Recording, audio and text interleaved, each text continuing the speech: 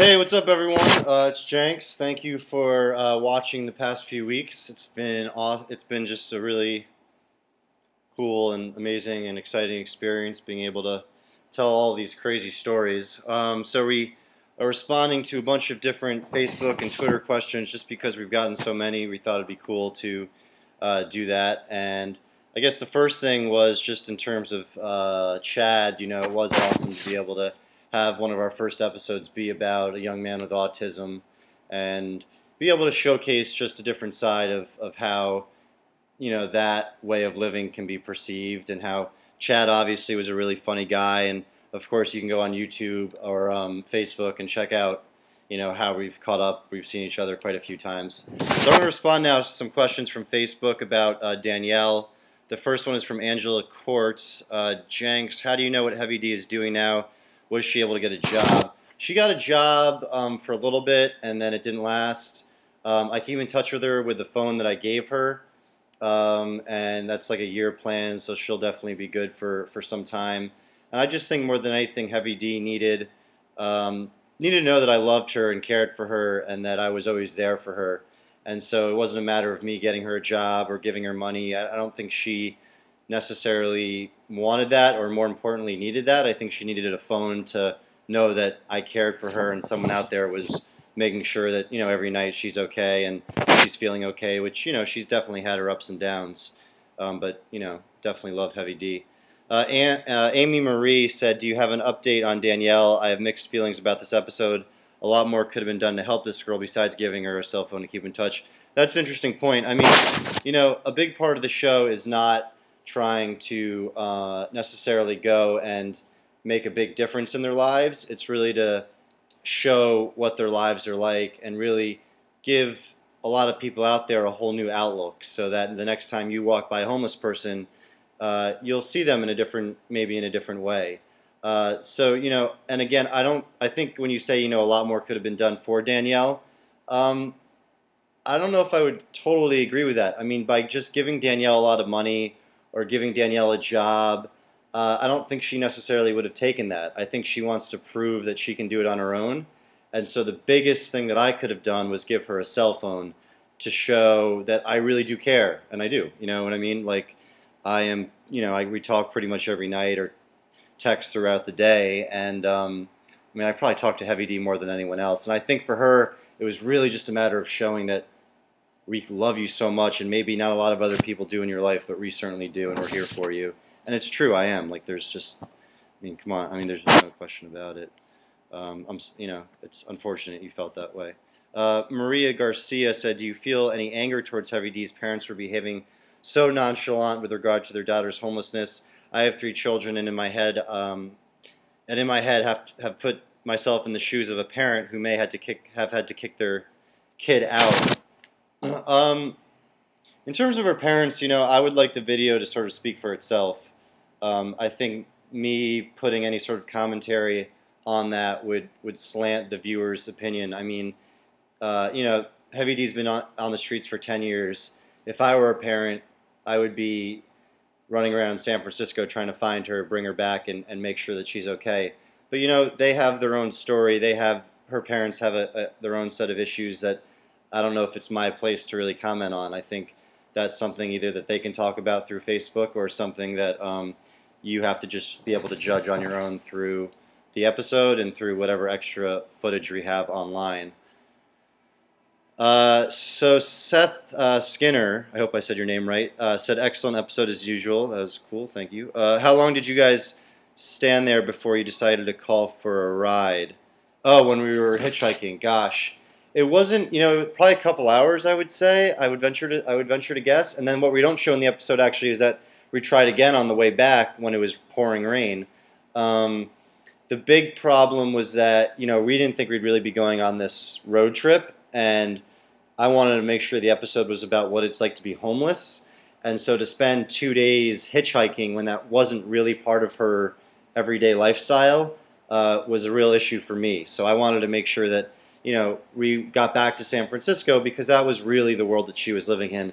This was some other diversion that I kind of wanted to get a better sense of who she was, and that I felt like we needed to go to Oregon to do that. So Probably a couple hours though to answer your question. Um, and if I had it my way, if it was a something where I had 30 days to really get a sense of her life, then we totally would have been out there for however long it took. I hope that answered your question. Tasha, I'm sorry, Tasha. I'm going to screw up how you say your last name. I'm going to do my best, though. Tasha Piontek. How's that? Are you ever scared? What do you expect to learn about yourself through these experiences? What would you say I'm done? What would you say I'm what would make you say I'm done? Okay, so Tasha Piontek said, "Are you ever scared?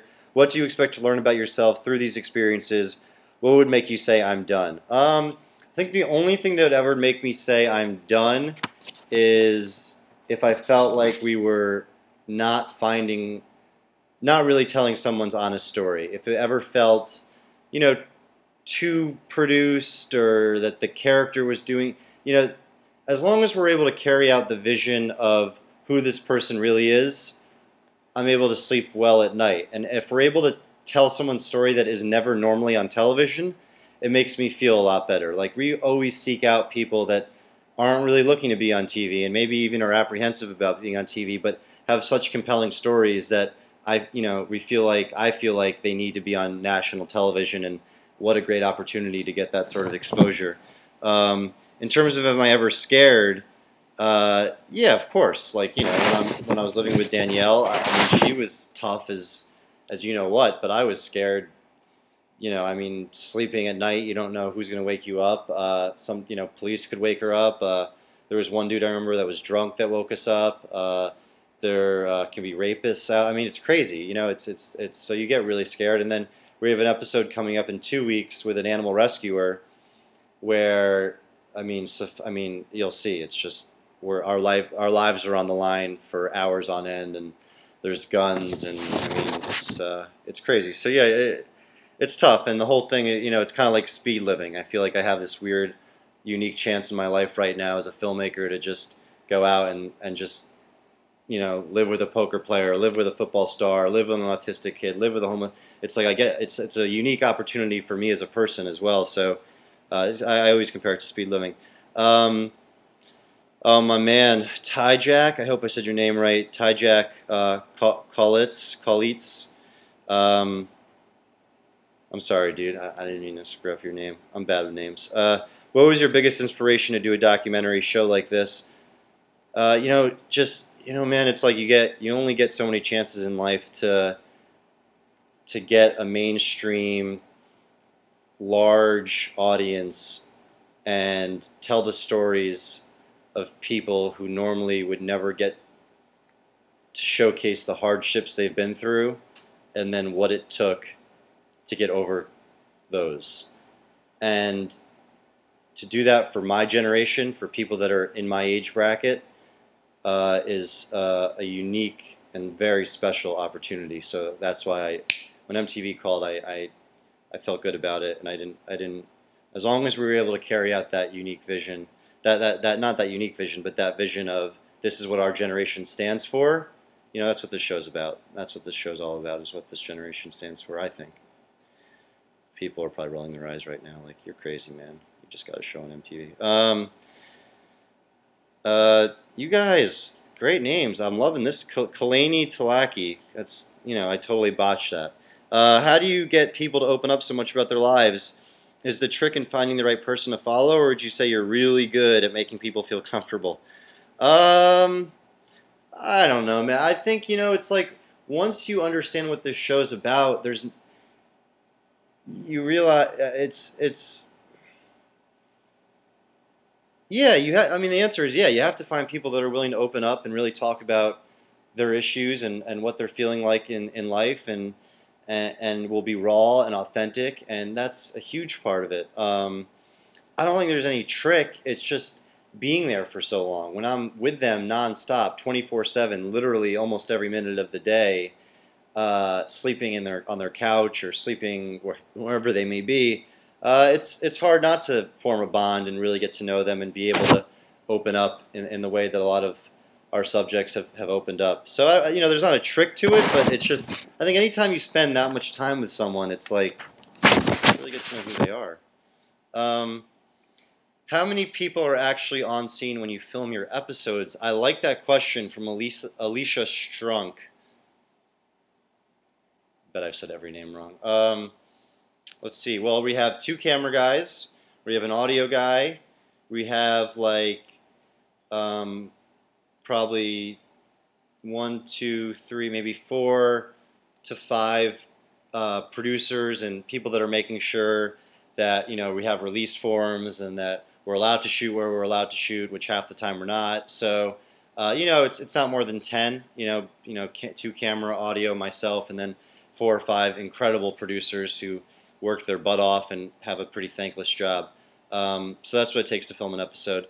From Alexa Galashaw, what's your favorite food? This is going to be a boring answer, but I eat a lot of pizza, so pizza is my favorite food. And then after that, I would say, probably Murg Vindaloo, this Indian dish. So I'd go pizza and Murg Vindaloo, which both will put you in the bathroom for a long, long time. And I think that will conclude our little thing here. We're going to try and do this more often. It wasn't as bad as I thought. It's kind of awkward talking to a camera. It feels a little bit self-indulgent, but I guess when your name is on the title of a show, that's just part of what happens. All right, guys, thank you very much. Please keep watching and keep writing in, and we read your comments, and we take all of them to heart, even the ones that are critical. So we really just appreciate the opportunity. Peace. So how do I do this so it doesn't actually just delete everything there? Just press stop or...